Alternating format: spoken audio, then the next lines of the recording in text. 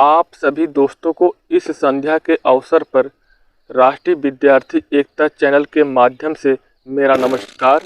आज हम नेता श्री मुलायम सिंह के ऊपर चर्चा करेंगे और उत्तर प्रदेश के पूर्व मुख्यमंत्री अखिलेश यादव के ऊपर चर्चा करेंगे। आज मैं नेताजी के उन सच्चाइयों के ऊपर बात करूंगा। आप लोग गौर से सुनिए और अगर हमसे कहीं पर कोई गलती अगर हो जाए उसके लिए मैं क्षमा प्रार्थी हूं। आप लोग मेरे गलती को ज़रूर कमेंट बॉक्स में बताना, मैं उस गलती को आगे सुधार करूंगा। सबसे पहले मैं यह चर्चा करना चाहूँगा, एक हाथ में अगर थाली हो तो दूसरे हाथ से ताली नहीं बजाया जा सकता है। और नेताजी एक गरीब परिवार से बिलोंग करते थे। उन्होंने जिस प्रकार से ताली बजाई है तो उसके लिए उनको बहुत सारे संघर्षों को सामना करना पड़ा है। उनके ऊपर बहुत सारे दाग विपक्षी पार्टी के नेताओं ने लगाने का काम किया। अगर यह सवाल नेता श्री अखिलेश यादव से पूछा जाए, क्या मुलायम सिंह के ऊपर जो अपराध के दाग लगे हैं क्या वह सत्य है, तो शायद अखिलेश यादव भी इनकार करेंगे। यह राजनीतिक द्वेष के तहत यह आरोप लगाया गया है। तो मैं यह कहना चाहूँगा कि अखिलेश यादव इन बातों पर गौर क्यों नहीं करते हैं। आज के राजनीति में एक हाथ में अगर थाली है तो दूसरे हाथ से ताली नहीं बज सकती है। अखिलेश यादव मुलायम सिंह के पद चिन्हों पर चल करके आगे बढ़े हैं। मुलायम सिंह के ऊपर भी दाग लगे थे और अखिलेश यादव भी यह मानते हैं कि उनके ऊपर राजनीतिक द्वेष के तहत दाग लगाया गया था।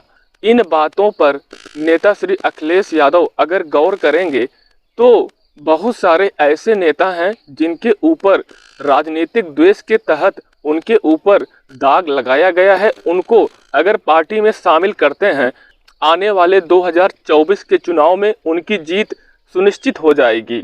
और मैं नेता श्री अखिलेश यादव से यह जरूर कहना चाहूँगा कि जिस प्रदेश के राजा स्वयं अपना दाग धुल करके बेदाग हो सकते हैं, तो हमारे प्रदेश की जनता अपना दाग स्वयं से धुल करके बेदाग क्यों नहीं हो सकती है। उनके पास बहुत सारे विकल्प हैं। उन सभी नेताओं को अपने पार्टी में शामिल कराएंगे तो निश्चित हो जाएगा 2024 का चुनाव का जीत का फार्मूला। उनके पास बहुत सारे विकल्प हैं। उनके पास सोशल मीडिया, बड़े बड़े न्यूज़ चैनलों को जवाब देने का उत्तर भी है। यह घटनाएं प्रदेश में घट चुकी हैं और प्रदेश के राजा स्वयं अपना दाग धुलकर बेदाग हो सकते हैं। तो हमारे देश के ऐसे नेता जिनके ऊपर राजनीतिक द्वेष के तहत मुकदमा लगाया गया है, क्या वे अपना दाग स्वयं से धुलकर बेदाग क्यों नहीं हो सकते हैं। तो बड़े बड़े न्यूज़ चैनलों के एंकरों को आसानी से उत्तर दिया जा सकता है। जब तक आपके एक हाथ में थाली है, दूसरे हाथ से आप ताली नहीं बजा सकते हैं। 2024 के चुनाव में जीतने के लिए आपको दोनों हाथों को खाली करना पड़ेगा।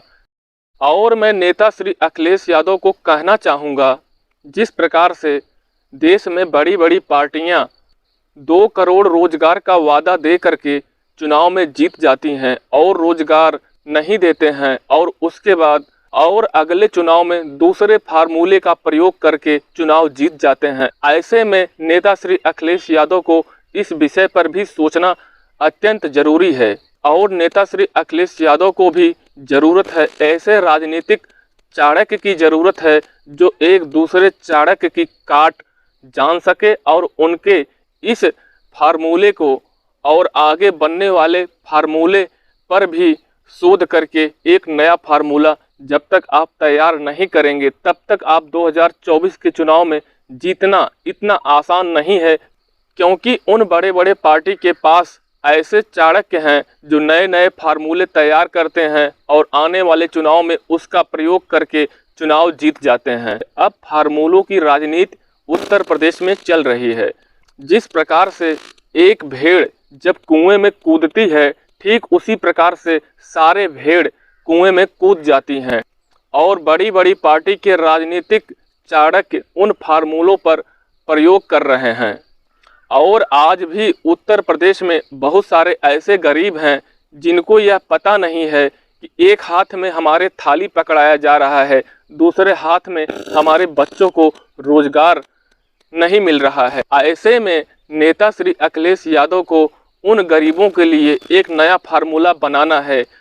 एक हाथ में थाली पकड़ाना है, दूसरे हाथ में उनके बच्चों के भविष्य के बारे में सोचना है और उनके बच्चे को कैसे रोजगार मिलेगा, उन बिंदुओं पर भी काम करना अत्यंत जरूरी है। बड़े बड़े पार्टी के चाणक्य एक हाथ में थाली अगर पकड़ा रहे हैं तो आपको उसका 2 गुना राशन पानी देना होगा और उनके बच्चों के भविष्य के बारे में भी बताना अत्यंत जरूरी है। आपके बच्चे को ग्रेजुएशन से लेकर के उच्च स्तर की शिक्षा हम फ्री में देंगे और साथ साथ प्रत्येक वर्ष हम आपके बच्चों को रोजगार भी देने का काम करेंगे, क्योंकि इसके पहले देश में प्रत्येक वर्ष भर्तियां आती थी और आज देश में प्रत्येक वर्ष भर्तियां नहीं आती है।